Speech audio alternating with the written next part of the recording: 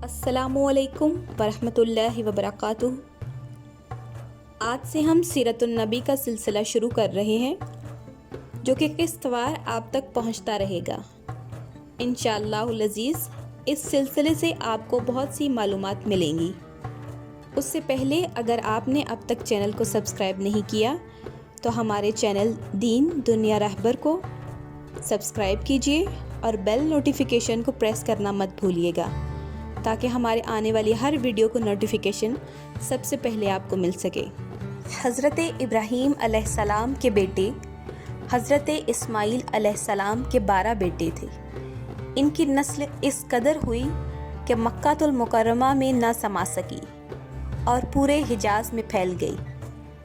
इनके एक बेटे कीदार की औलाद में अदनान हुए। अदनान के बेटे मुआद और पोते का नाम नज़ार था। नज़ार के 4 बेटे थे। इनमें से एक का नाम मिस्र की नस्ल से कुरैश बिन मालिक पैदा हुए। ये फ़हर बिन मालिक भी कहलाए।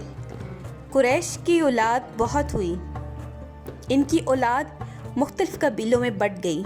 इनकी औलाद से कुसई ने इक़्तिदार हासिल किया। कुसई के आगे 3 बेटे हुए।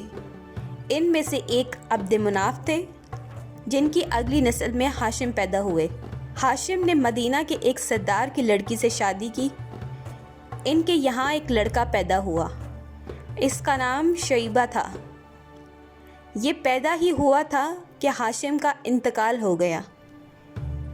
इनके भाई मुतलिब मक्का के हाकिम हुए।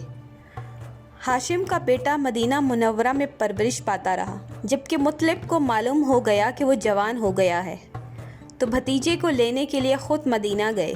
उसे लेकर मक्का मुकर्रमा पहुँचे तो लोगों ने ख्याल किया ये नौजवान इनका ग़ुलाम है। मुतलिब ने लोगों को बताया ये हाशिम का बेटा और मेरा भतीजा है।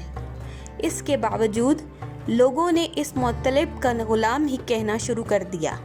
इस तरह शैबा को अब्दुल मुत्तलिब कहा जाने लगा। इन्हें अब्दुल मुत्तलिब के यहाँ अबू तालिब, हमज़ा, अब्बास, अब्दुल्ला, अबू लहब, हारिस, ज़ुबैर, ज़र्रार और अब्दुर्रहमान पैदा हुए। इनके बेटे अब्दुल्ला से हमारे नबी हज़रत मोहम्मद मुस्तफ़ा सल्लल्लाहु अलैहि वसल्लम पैदा हुए। अब्दुल मुत्तलिब के तमाम बेटों में हज़रत अब्दुल्ला सबसे ज़्यादा खूबसूरत और पाक दामन थे।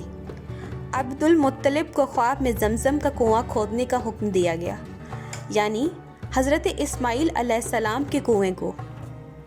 इस कुएं को कबीला जरहम के सरदार मज़्ज़ाज़ ने पाट दिया था। कबीला जरहम के लोग इस ज़माना में मक्का के सरदार थे, बैतुल्ला के निगरान थे। उन्होंने बैतुल्ला की बेहुरमती शुरू कर दी। इनका सरदार मज़्ज़ाज़ बिन उमरू था। वो अच्छा आदमी था।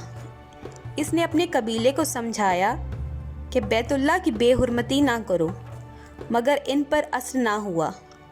जब मज़्ज़ाज़ ने इन पर कोई असर होता ना देखा तो कौम को इसके हाल पर छोड़कर वहाँ से जाने का फ़ैसला किया।